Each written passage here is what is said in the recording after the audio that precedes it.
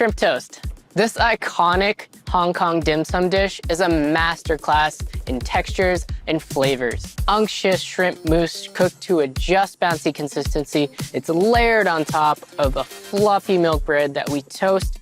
It gives this crazy cascade of flavors and textures. This is shrimp toast done right.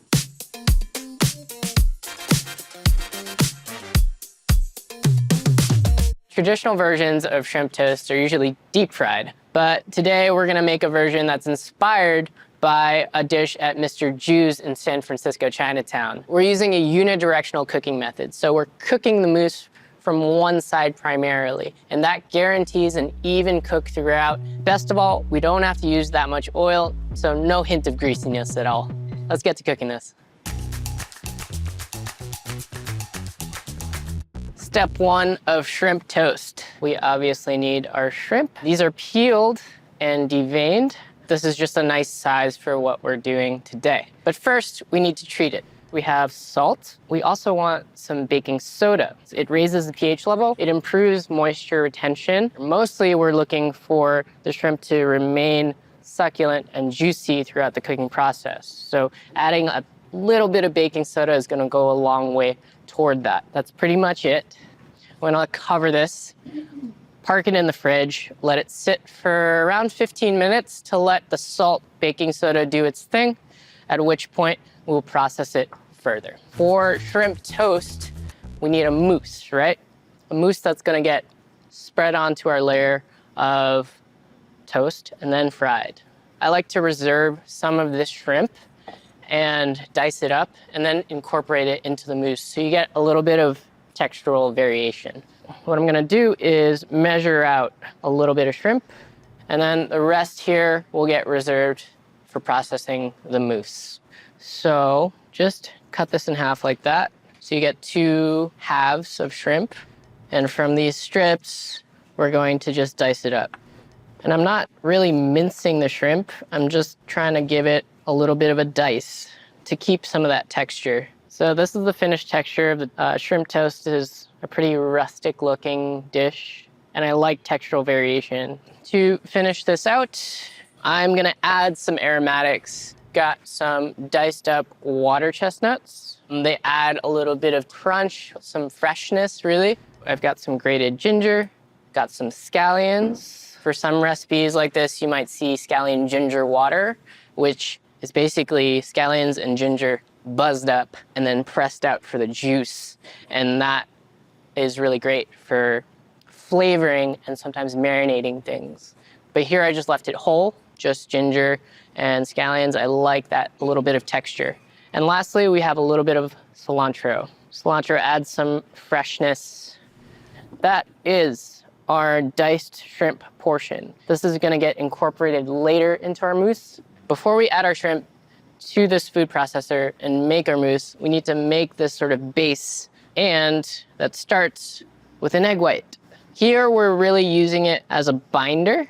It has albumin, which is like a sticky protein. Once cooked, it forms a cohesive gel that sticks to itself and also to other things like a piece of toast. So sticky protein is really nice. It also helps to bind all the ingredients here, like the shrimp, for instance, together. So you get this like really nice uniform thing. We are going to also add some sugar, some white pepper, some toasted sesame oil, and some chicken powder. We'll just give this a nice whisk. Not looking to get it like foamy or anything, just really well incorporated is all. And that's pretty much it. So from here, we're gonna be working in the food processor. We are going to add our shrimp, our egg white mixture, and lastly, we're going to add a little bit of lard. Lard and shrimp are a classic combination in Cantonese dim sum. Lard gives a nice sort of richness. It also adds the sensation of things being a little more juicy. So all that's in. Give another scrape. I can already feel this mixture is tightening up. Anytime you really chop up and process meat, whether it's shrimp or chicken or whatever, and add salt especially, that draws out myosin, which is another sticky protein that is in muscle fibers. That sticky protein is essential for creating like something that is a cohesive, like force meat. So like a mousse, for instance. I'm just gonna process this a little bit more to get the lard more incorporated before we continue. This is pretty much the texture we're looking for. It's getting cohesive and jelly and sticky, but I kind of want it to bind a little bit more. So we're gonna add some cornstarch. It binds excess water so that it doesn't like leach out when you cook things. And it also just helps to tighten up this mixture even more.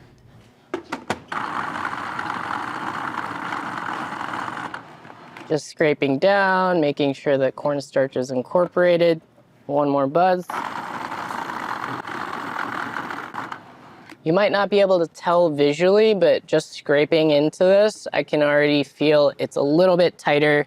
It's a little bit more bound. Our mousse is done. We just need to fold it back in to our solids. Now, if you'll recall, this is diced shrimp and a bunch of whole aromatics and some textural components. I'm just gonna simply scrape this all into this bowl. No mousse left behind. It's a relatively small amount of actual mousse that you're making, but once you combine it with the rest of the ingredients, it makes enough to fill all of our toasts. We have our mousse and our solids in here. All we have left to do is stir to incorporate. I can already smell the ginger and the scallions. It's like really, really apparent. This is gonna be really tasty. All right, that is our shrimp mousse ready to spread onto our toasts. And I have here some Japanese milk bread, some shokupan. It's soft, it's squishy, it toasts and fries up really, really nicely. Any sort of bread that is like this fits the bill. We have a recipe up on the site for our own shokupan, but today I'm using store-bought. I'm starting from 1-inch slices of bread, and I have two options here in terms of shape. The first I'm gonna show you is a square shape. That's pretty simple. Just trim the crust off. And I'm looking, based on this piece of bread, for 3 3/4 square. So just take a little bit, 3 3/4, trim down, and that would be your square portion. So say we wanted to go with a more non-traditional shape. Today we're choosing a ring mold. I'm simply going to spray, and then I'm just gonna line it up and then punch down. It's like a nice little circle, a little bit different from the square version. Once our mousse is made, it's really important to go into building the toast. I've found that if you let this sit out after, say, an hour or so, it really sticks to itself and it doesn't tend to stick to the toast as nicely. It just seems like the sticky proteins, that albumin and the myosin, are at their best once this is freshly mixed so that they can really adhere to the bread. So we've got all of our components ready, and we also have some untoasted sesame seeds, and this will be the top side of our shrimp toast. So I'm using a scale here to dose out the amount of mousse. So I'm looking for around 125 grams, 125 on the dot. That was pretty sick. Really, what I'm gonna do here is try and spread this out. I'm intentionally gonna drag out or pull out the filling to the edges and over the edges. And then I'm gonna come back and smooth the sides like so. It's kind of like frosting a cake. The good thing about this mousse is that it's very malleable at this stage. I'm coming in from the top just like a cake in a swooping motion just to clean up the edge. All right, that's pretty good for me. So that is our square shape, and lastly, we just need to dip it. I'm gonna take our toast, it's nice and hefty, and I'm just gonna go straight in and then lift and That is your coated shrimp toast, ready to fry. So I'm gonna let this hang out in our sheet tray here. For the circular shape, we are going to use the same ring cutter. I'm just gonna give it a little bit more spray. This ring cutter, it is a little short, so we're gonna have to lift it up as we're building. I'm just gonna come back to the scale. Once again, we're working with 125 grams. I'm just gonna goose this off of the scale so I can work better. Lift the ring cutter and just mash this down essentially. Now the reason we sprayed the cutter is so that it easily releases from the mousse itself. What's nice about the ring mold is I have a guide. I don't have to freehand the edges so much. Okay, now to unmold this, I'm gonna take the spatula and I'm just gonna run it around the edges as I'm pulling up. And that way, I preserve the edges a little bit better and just keep rotating and pulling up very gently. And if I did this right, it should come out. We're gonna top it with seeds and go straight down, just gently. Give it a little tap tap. I'm gonna pick it up, move it to a different spot. Little tap tap. That's the guy. Now for this one in particular, you'll notice that the layer of mousse is like a little bit bigger than the diameter of the toast. And that's okay because the contraction of the protein is gonna cause this layer to sort of shrink in diameter, and then it'll match the diameter of the bread. I'm gonna finish building this last one, and then we are ready to fry these up and eat them. Now, traditionally, you might see them deep fried, but here we are pan frying, so literally shrimp toast. For this job, we're gonna need a nonstick pan. This is a roughly 10-inch nonstick, but it actually has like an 8-inch surface diameter. That's okay, because we're going one at a time. We're gonna add some oil. This is just neutral oil, good amount, because we're going to cook it most of the way on one side and then flip it and toast the bread side. And that's not gonna take long at all, but we do need enough fat for that to happen. Our pan is ready to go, and I am simply going to add. It's okay that some of these seeds are coming off. This is gonna fry for roughly 8 minutes, 8 to 10 minutes. And we are looking for the mousse to cook through. This is technically called unidirectional cooking. So if you've ever cooked like a piece of fish before, oftentimes you'll cook it from one side only, and the heat from the pan will gradually ride up the rest of the protein and cook it through, at which point you'll flip it and just kiss it on the other side and you're good to go. At a certain point, the sizzling is gonna subside, and then we're gonna get to a point and we're looking for it to turn opaque and not clear. And that's a good sign that indicates it is cooked through. These seeds are on their way to getting toasted, but they're not burnt, and that's really key here. You don't wanna burn your sesame seeds.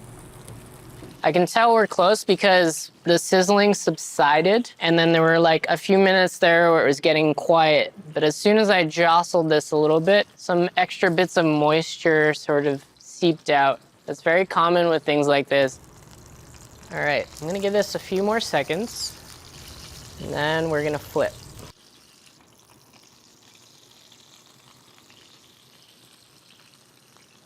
And this side really only gets like 2 minutes. We're really just looking to toast the bread through. So let's give a check. That is really, really close and really good. All right, and that's ready to go. That is our finished shrimp toast. I'm gonna add a tiny bit more oil to the pan here and continue frying off the rest of these.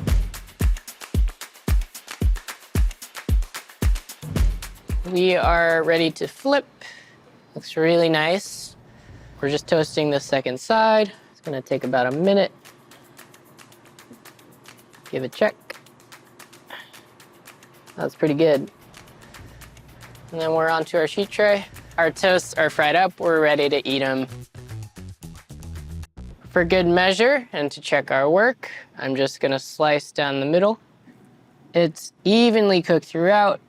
Still a fluffy layer of milk bread. And then of course we've got our toasted bottom. Let's check out our round. So same deal, gonna go down the middle.